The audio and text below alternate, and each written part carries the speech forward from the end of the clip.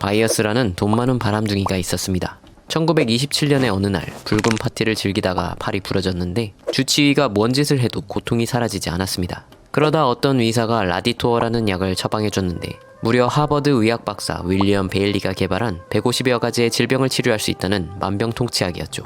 정말로 바이어스는 이 약을 먹고 통증이 치료됐습니다. 게다가 정력도 넘치게 되면서 아주 흡족해 했던 바이어스는 일반 서민들은 비싸서 구하기도 힘든 이 약을 하루에 3병까지도 원샷했죠. 바이어스는 개발자 윌리엄 베일리와 함께 이 약을 광고하기도 하면서 이 약은 폭발적인 인기를 끌게 됩니다. 그런데 아니었습니다.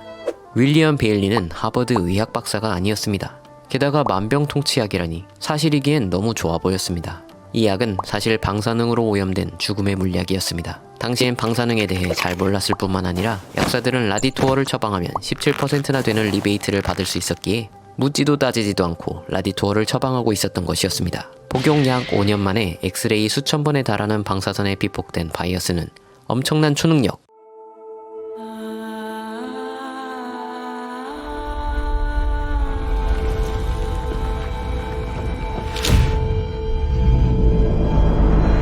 가지진 못하고 끔찍한 후유증으로 죽어갔습니다. 이 약에 들어있던 것은 사실 방사능 물질 라듐이었습니다. 과학자 마리 퀴리에 의해 우라늄에서 처음 라듐이 분리되고 나서 라듐이 피부에 화상을 입히는 성질이 있다는 걸 알자 마리 퀴리는 이걸로 암세포를 파괴할 수 있지 않을까 생각했고 실제로 라듐을 도포하자 종양이 줄어드는 등 암을 치료할 획기적인 물질로 여겨져 의료계의 환영을 받았습니다. 갈피조차 잡히지 않던 암 치료가 현실화된 것 같았고 게다가 아주 귀엽게 빛났던 이 라듐은 순식간에 일약 스타덤에 올라 기적의 신약처럼 여겨졌습니다.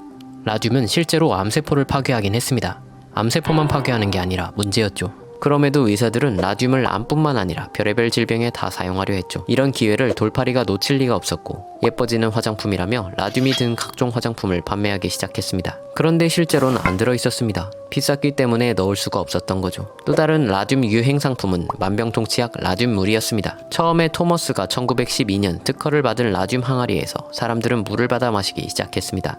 물속 라듐은 방사선을 내뿜으며 사람들의 몸속을 개박살내고 있었고 사람들의 고민은 깊어졌습니다. 결국 휴대용 라듐 물병도 잇따라 출시되었고 1920년대에는 치약, 비누 등이 개발되었으며 환부에 바르는 라듐 연고, 그리고 뿔알 밑에 입는 라듐 뿔알 정력 증진 보호대까지 개발되었습니다. 그러다 바이어스가 마신 죽음의 물약 라디토어까지 개발되면서 라듐은 사람들의 사랑을 듬뿍 받았던 것이죠. 1932년 1500병의 라디토어를 마시고 라듐의 위험성을 몸소 알리게 된 바이어스가 주변인들조차 모조리 피폭시키고 납으로 된 간에 묻히기 전까지는요.